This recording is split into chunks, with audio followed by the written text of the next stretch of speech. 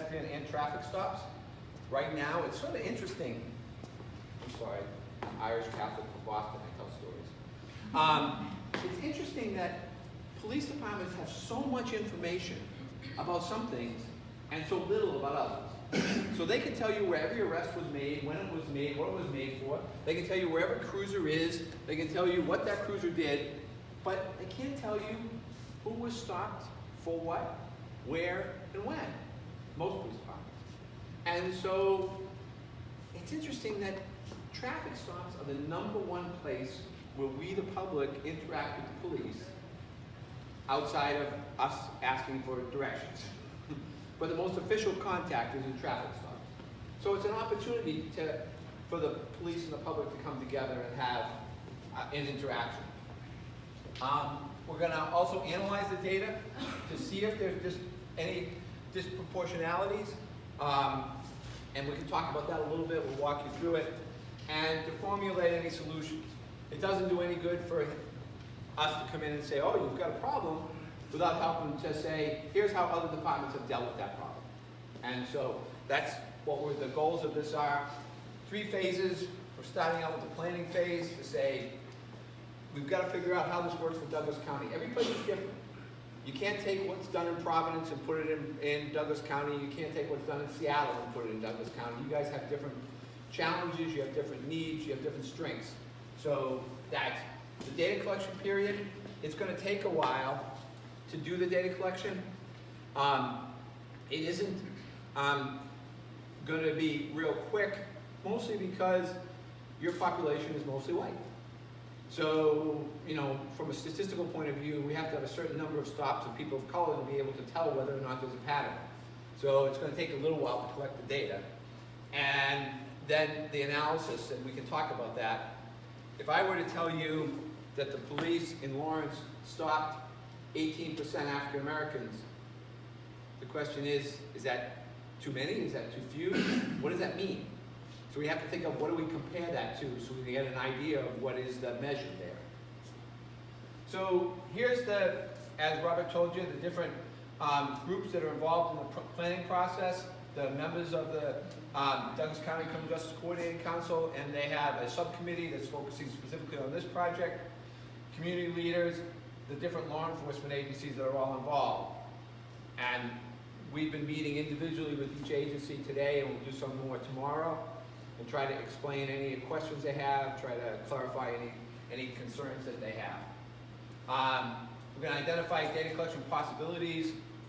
We're going to help design a system.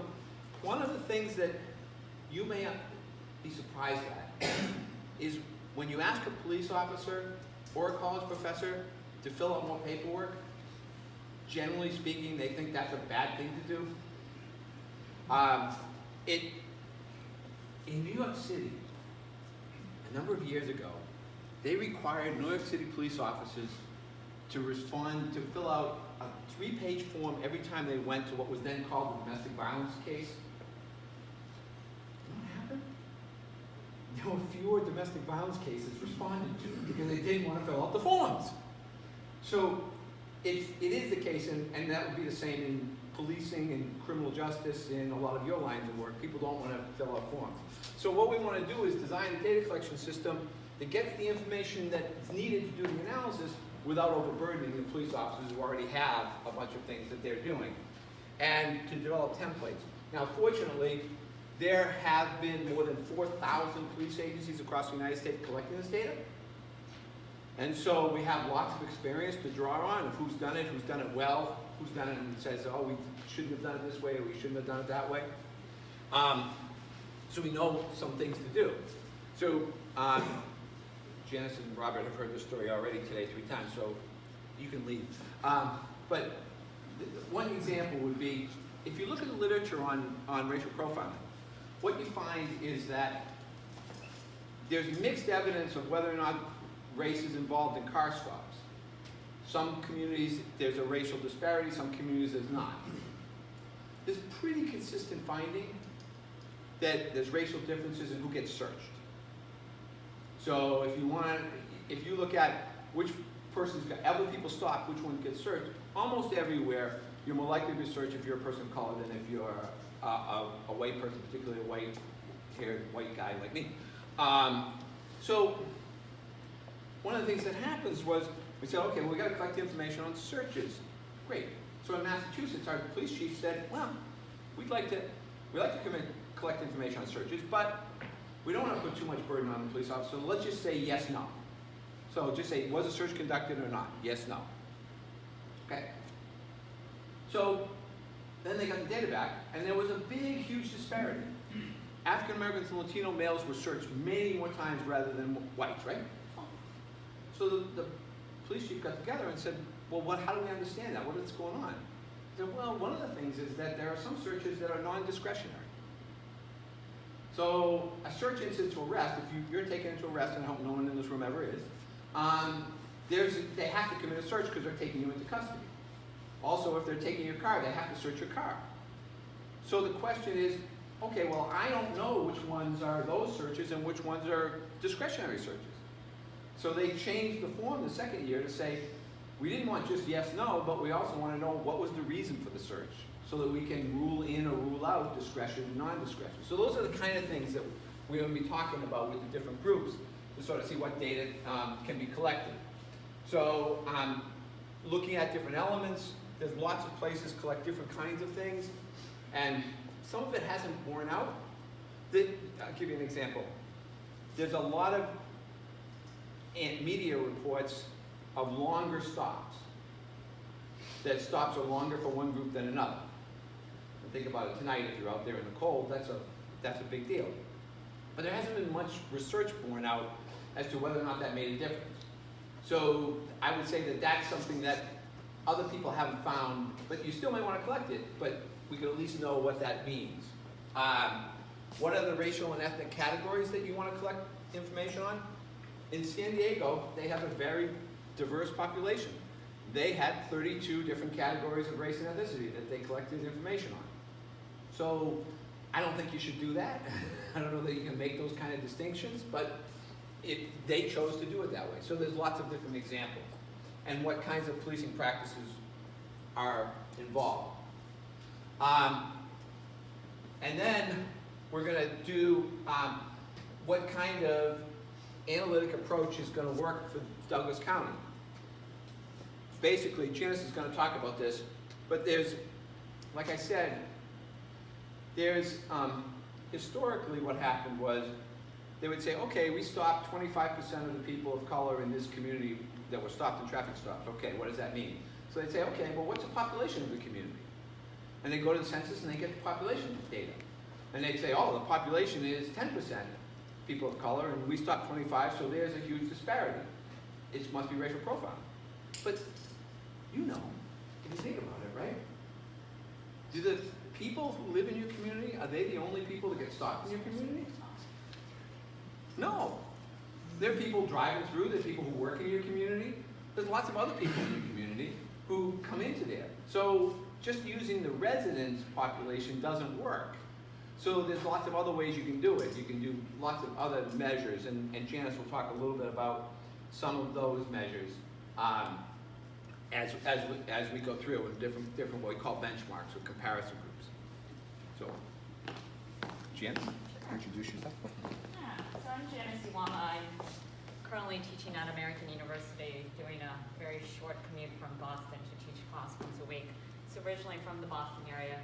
Now currently working at American University. I've also been doing a lot of this work on research, looking at racial profiling, looking at hate crimes, and then we did a little bit of a study on gun violence, sort of examining the different areas, doing a lot of analysis with collecting the data. And as Jack said before, the first phase of this, and I'm going to talk about the second and third phase, but the first phase of this is really getting the data collection right. And getting the data collection right by getting input from both community members, from law enforcement agencies, and from the stakeholders, because nobody knows the community better than yourselves. So while we can do this and we can do the analysis, for us it's more important getting sort of your thoughts, your opinions, because you really know your community better than we do, and you know the history of your community. So as we move forward, again, feel free to ask any questions. I'm happy to be interrupted at any point. As Jack was saying with the data analysis process, we're specifically focused on your local concerns. So when we're trying to figure out how to compare, we want to make sure we compare apples to apples rather than getting wrong information based on the data that as we see it by finding out more information from yourselves. So we're going to talk to law enforcement agencies, stakeholders, and community leaders about those local concerns that you might have and what we should be looking for. The priorities that you think, the areas that you believe happen to have the most issues, and of course any limitations that we see in the data we're going to of course pronounce, and we're going to be as transparent about it as possible. When we develop the training for officers, and this is sort of the key points, once we start collecting the data, we want to make sure to get it right and inform the officers this is the purpose of the study, making sure that they understand each of the data elements they're collecting. And perceived race, and I always go over it, Jack and I always go over this, because when we're talking about collecting the race and or ethnicity of an individual, we're talking about who they perceive that individual to be. That individual might not necessarily be Hispanic or Latino, they might not necessarily be of another race or ethnicity, but we're simply trying to get at what the officers view them as in order for the purpose of the study. It's mostly based on perception. So at no point will an officer perhaps be 100% right, but the study is really based on who the officer perceives that individual to be at the moment that they are stopping them. So of course some of those elements we will be talking with officers about, along with implicit and explicit bias. Because training, just like everybody, whenever you start a job, you start training, you don't know the administrators, you don't know people, you make a series of mistakes, and the same thing is going to happen. We're going to start collecting new data. That new data is going to be fresh for the officers, it's going to be new for them, and the goals and purposes are slowly going to come over time. So within the first 3 to 6 months, our goal is to make sure that the data is being collected right, and if it's not, to come back out here, provide additional information, have the officers ask us with any questions, have community leaders ask us any questions about the data to make sure we are getting it right? Because in all honesty, for most studies, you get one chance and one chance alone. We were fortunate enough in Rhode Island to do this study twice, 10 years later, and compare the two data points at both times to make sure we were getting it right. But at this point, we just want to make sure we get it right the first time. So the first 6 months, once we start collecting the data, we're going to go back to the law enforcement agencies and say, hey, Officer X, Y, and Z isn't collecting the data. You might want to have a discussion with them. Is there something that perhaps they're not aware of or they haven't understood quite well? So the first 6 months will basically be what we call an auditing process. We restart looking at some of the patterns and trends to make sure that data is being accurately collected by all agencies. And again, dealing with one agency is very simple, but we're dealing with all local law enforcement agencies in Douglas County, so we want to make sure they all get it right. Once we start collecting the data and start looking at it slowly, we're going to start looking at patterns and trends. And we're going to look specifically for the first 6 months to make sure that the data for across Douglas County matches across all agencies. So we did this in Rhode Island where we sort of started setting up regular meetings. We would set up regular meetings that involved local law enforcement agencies, community leaders, and stakeholders, and we would pretty much put agencies up as Agency A and state this is sort of the patterns and trends we've been seeing. We would have individual conversations with local law enforcement agencies, stakeholders, and community leaders about how it is we can do to improve the data or whether we see any discrepancies. In this case, we had Rhode Island that collected data for the first 6 months. That was a pattern we saw, and we had an agency that, as you saw for the first 2-3 months, sort of slowly started getting their numbers up. Those first 2 to 3 months are not going to be accurate measures of what the activities are by local law enforcement in terms of traffic stops and pedestrian stops. So we make sure to not only inform the local law enforcement agencies, but let the community leaders know this is something we're working on. We're having discussions to them to make sure that the Douglas County data matches the data for each individual agencies, and those patterns seem to be similar to what they might expect it to be. Any preliminary findings we find, we're of course going to report it directly to the CJCC Council so that are aware, directly to local law enforcement agencies so that they're aware, and so that supervisors can get back to the individual officers. Once we start reviewing the data collection, that's when we're sort of going to start initiating some of the analysis. We're going to start sort of developing a process where we start seeing, well, how do we compare it now to the local law enforcement agencies? What benchmark do we start using for this? And of course, it's going to vary because, again, we're focused on Baldwin, Eudora, Lawrence, and KU, and as many of you know more so than I, just simply looking at the population data, they're all very unique. And each of them have a very unique local context. Lawrence also handles with KU student population. Baldwin also has Baker, and Eudora, of course, also has a series of other activities where we might not know that might affect some of the stops as they're going forward. I think while we were in Eudora, I want to say I saw that there was or maybe that was Baldwin where I saw the Maple Leaf Festival, right? And all of a sudden you're going to see an increase in the population and the number of stops that are taking place at the time. And of course, we're going to start identifying these patterns both across different communities. When we start seeing stops being done in one particular intersection versus the rest of the community, we're going to go back and report that, and any significant changes we see over time. And one of the things we've noticed is there are always changes over time. And as Jack said, you know, had this been California, this would have been a little bit different. But we know for a fact that once we get to the summer months, that's when activity really increases. People start driving out, people start walking outside, start joining in different activities. During the winter months, everything always drops. And you know, within all reason, for somebody who's originally from LA, I don't want to be outside in this weather during the winter months. So we always see these fluctuations. So we keep that in mind as we start examining the data. We look at seasonal patterns. We look at major events, and from those of you that are from Lawrence and not being from a college that actually has a very good basketball team, I know for a fact once the basketball games start taking place, that's also going to have an effect because it's going to be more pedestrian traffic, more people that are out on the streets. Yes? Do you evaluate time of day? Absolutely. We look at the time of day, we look at the week, because Fridays and Saturdays are also busy, specifically at KU. Would be my expectation as a college professor, knowing that and not knowing what her students do on the weekends. And we also look at the year, right? We look at very specific, we look at time, day, and year, basically, in order to identify those patterns. And we match those up based on what we already know about when people are out on the streets, based on crime data that we essentially have. So as I said, one of the things we use is we use what we call internal benchmarks, and I apologize for using this terminology, but to try to explain it, once we start getting some of the data, and we have about 100 stops being done on African Americans, 100 stops being done on whites, what we start looking at is what percentage within each group were issued a citation and what percentage were issued a warning. Our effort is to make sure that, well, in all reasoning, the likelihood is if you were actually doing a random data collection, that our expectations would be the same percentage in the town would be issued a warning, the same percentage would be issued a citation. And once we start seeing some disparities, that's sort of where the discussions start flowing. We also do the same thing with external benchmarks.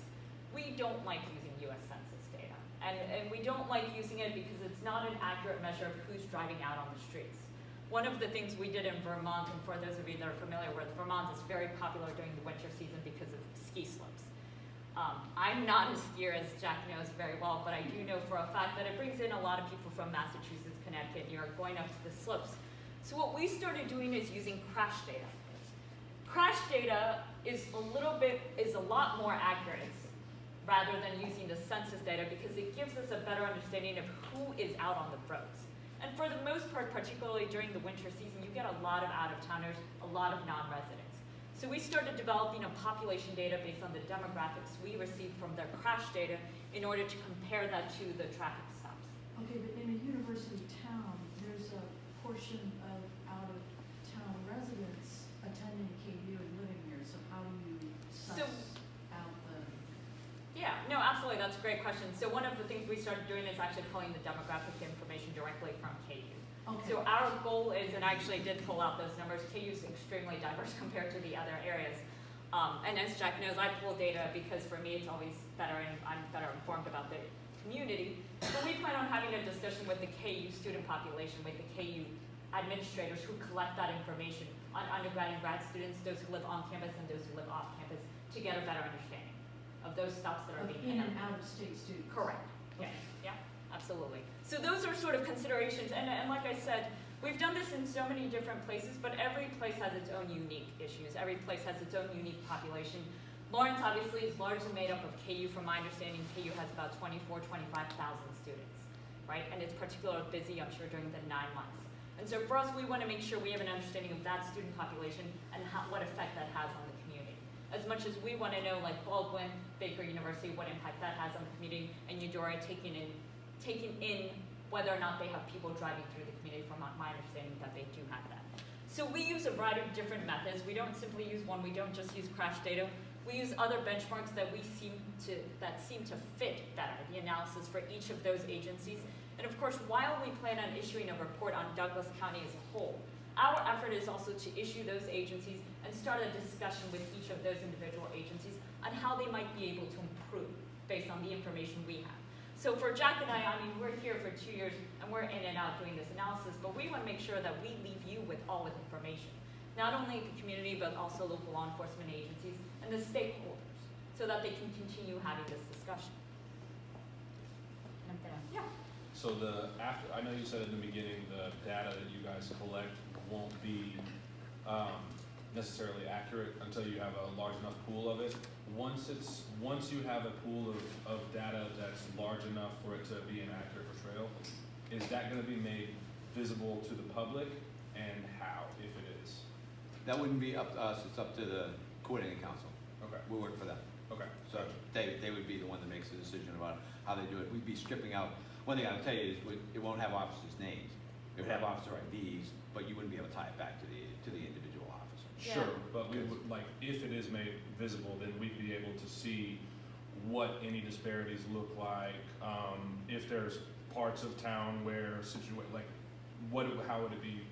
Well, I would expect, and we'll be working with the council to do this, but I'll tell you in other communities, we make public presentations about where the disparities are, what the given community is.